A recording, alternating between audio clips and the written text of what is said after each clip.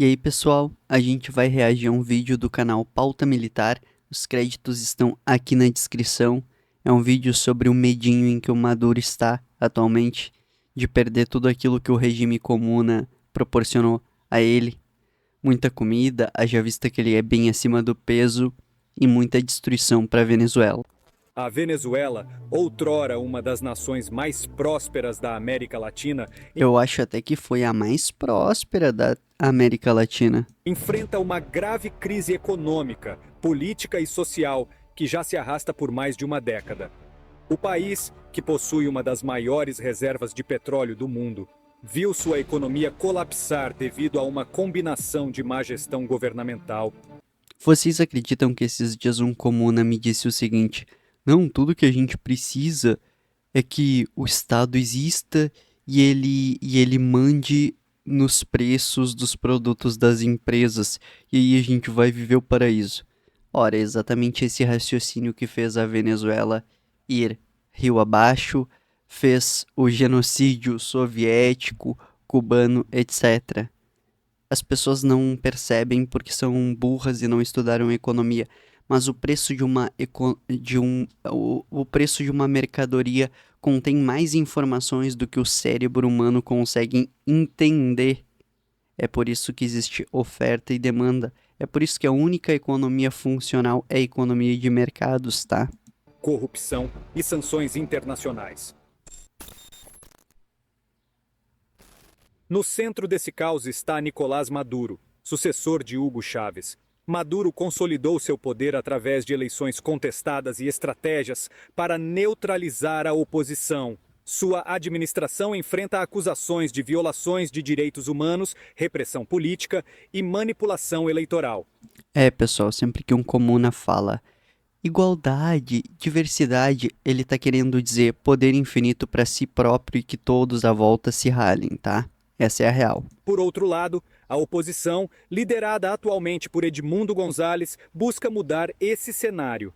Gonzalez afirma ter vencido as últimas eleições realizadas no país, apresentando atas eleitorais como prova. No entanto, Maduro se declarou vencedor e, sem apresentar evidências claras, continua a exercer o controle sobre o governo e as instituições. Essa disputa pelo poder não é apenas um problema interno. A Venezuela está no epicentro de uma batalha geopolítica. De um lado, Maduro conta com o apoio de aliados como Rússia, China e Irã. Do outro, a oposição recebe respaldo de países como os Estados Unidos, União Europeia e Canadá, que consideram o governo de Maduro ilegítimo. Nunca foi tão fácil escolher um lado, pelo amor de Deus, cara. Tá a União Europeia de um lado, Estados Unidos desse mesmo lado. É difícil, será, escolher um lado? Eu sempre vou estar. Tipo assim, tem americanos e soviéticos. Tem chineses, comunas e soviéticos de um lado.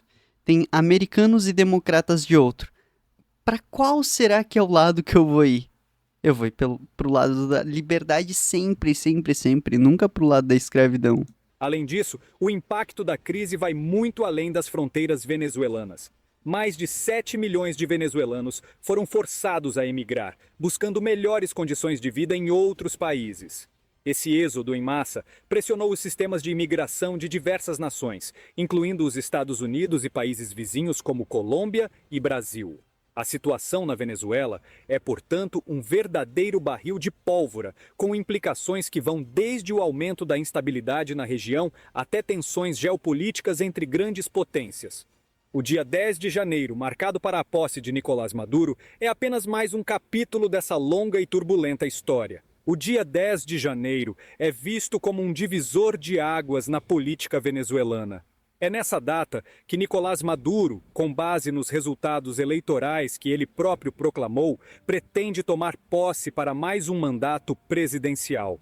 Contudo, essa posse está longe de ser um consenso e levanta tensões internas e internacionais. De um lado, Maduro insiste na legitimidade de sua vitória, mesmo sem apresentar provas concretas que a sustentem. E mesmo que ele comprovasse com documentos e provas concretas que ele venceu, ainda assim poderiam ser documentos forjados. é a coisa mais fácil do universo forjar a história, mostrar aqui, ó, olha aqui um documento que eu tenho.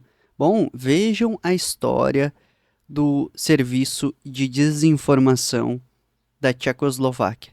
Tchecoslováquia era a República Tcheca, agora eu não me lembro a nomenclatura correta, mas enfim, era um país satélite da União Soviética.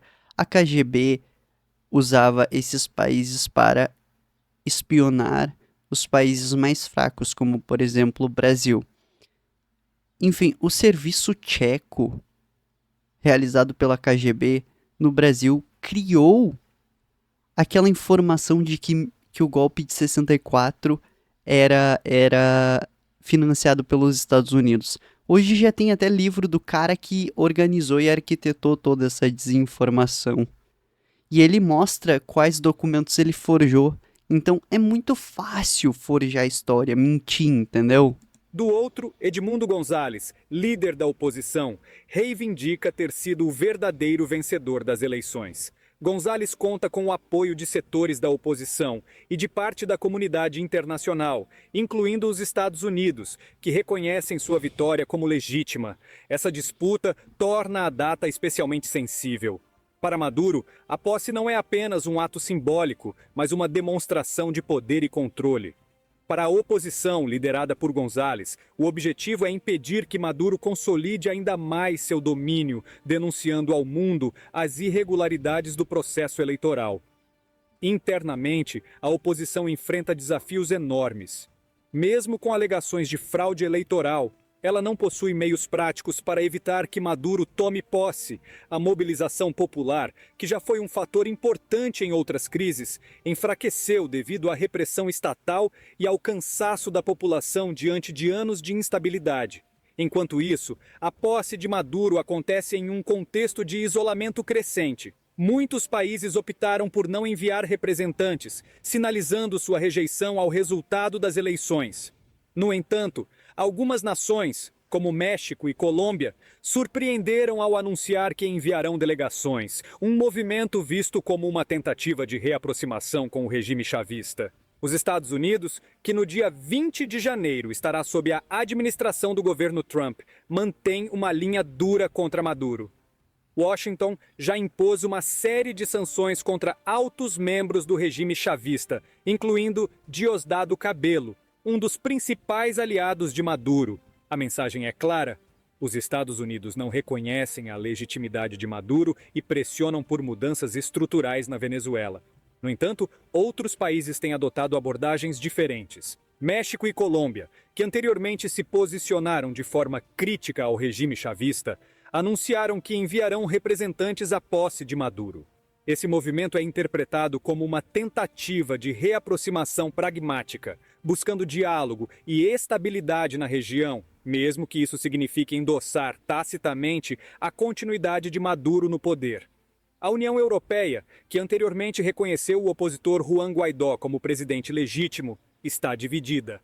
Alguns países do bloco defendem uma postura mais diplomática, enquanto outros insistem em manter a pressão sobre o regime chavista. A falta de uma posição unificada reflete as complexidades geopolíticas e os interesses divergentes dentro do bloco.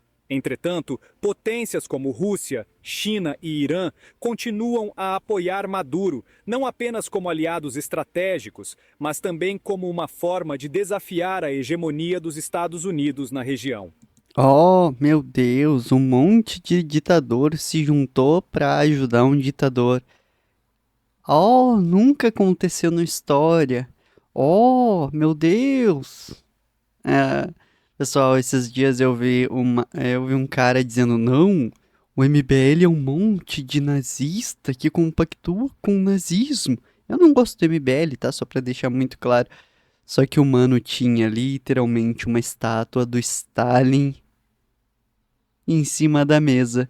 Como se o Stalin não confiasse cegamente no Hitler.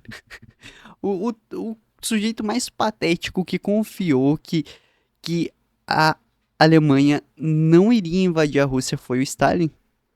Tanto é que eles tinham um pacto de não agressão. Eu acho até que o Stalin admirava o bigodista, sabe? É incrível a incapacidade cognitiva de muita gente no Brasil. Para esses países, a Venezuela representa uma peça-chave em um jogo geopolítico maior, onde o controle de recursos naturais, como o petróleo e a influência sobre a América Latina, são fatores críticos. Enquanto isso, organizações internacionais, como a Organização dos Estados Americanos, têm desempenhado um papel ambíguo. Apesar de condenarem as práticas autoritárias de Maduro, a falta de consenso entre os países membros limita sua capacidade de ação efetiva. Essa divisão internacional cria um cenário de grande incerteza para a Venezuela. Por um lado, Maduro se apoia nos aliados que lhe garantem suporte político e econômico.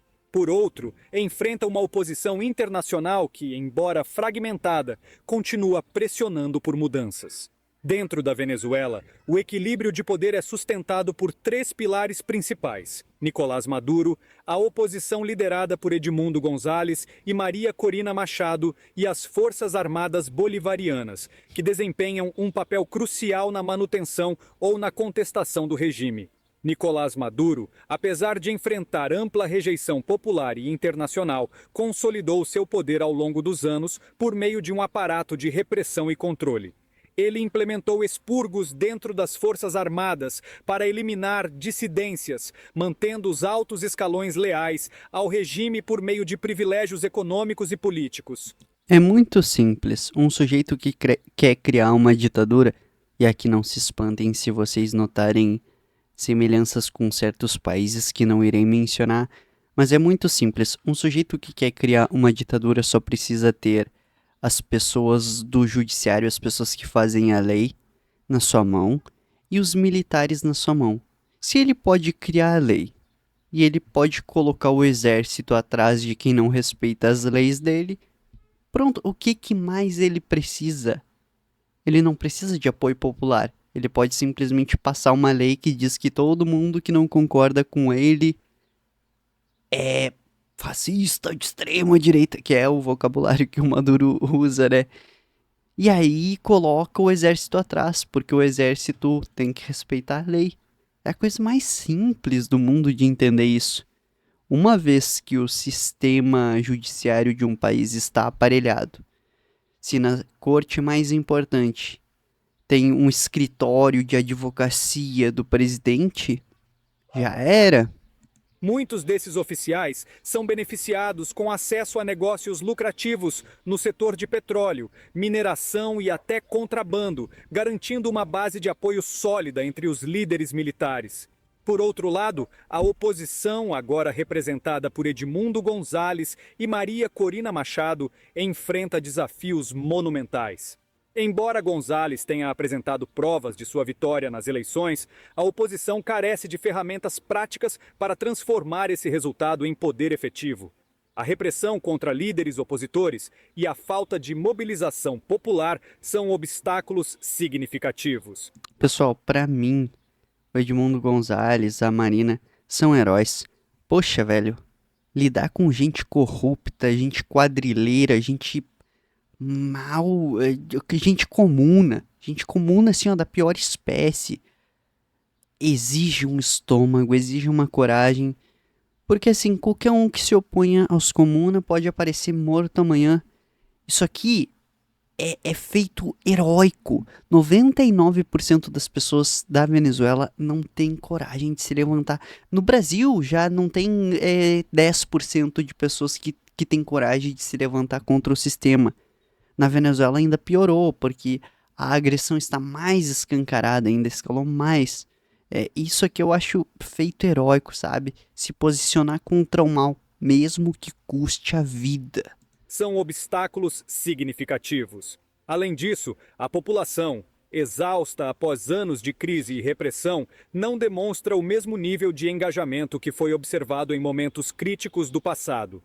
As Forças Armadas Bolivarianas ocupam uma posição ambígua. Historicamente, os militares venezuelanos eram vistos como constitucionalistas, atuando para garantir a estabilidade e a ordem. No entanto, sob o regime chavista, foram sistematicamente reestruturados para fortalecer a lealdade ao governo. Embora existam rumores de insatisfação em camadas mais baixas da hierarquia militar, os altos comandantes permanecem firmes ao lado de Maduro. Essa fidelidade é sustentada tanto por interesses econômicos quanto pelo medo de represálias. Além disso, há a constante paranoia dentro do chavismo sobre possíveis conspirações e tentativas de golpe. Maduro denunciou mais de 20 supostos planos de assassinato contra ele, frequentemente utilizando essas acusações para justificar prisões de opositores e expurgos internos.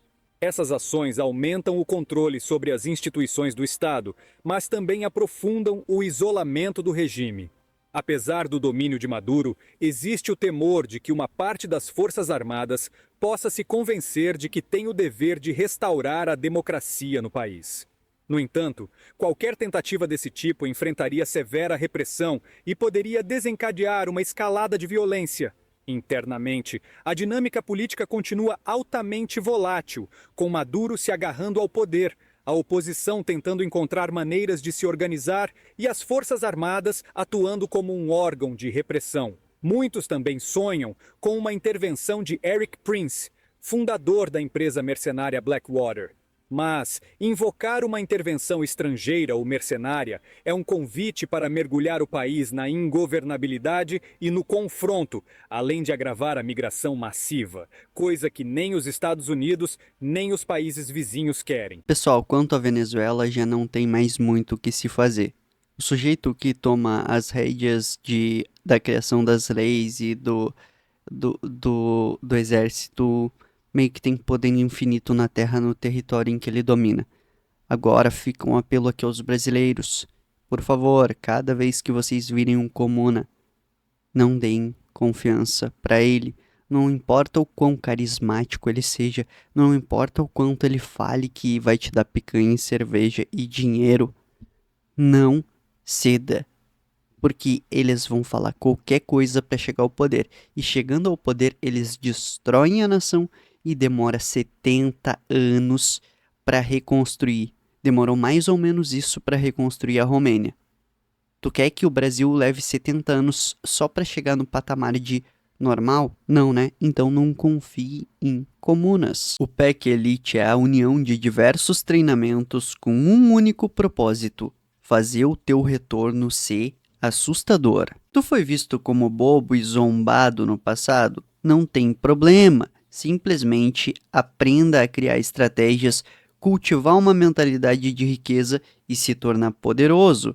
Assim, todos que riram no passado de ti vão engolir a seco quando virem o teu retorno. Clica no primeiro link da descrição para conhecer mais a respeito do PEC Elite.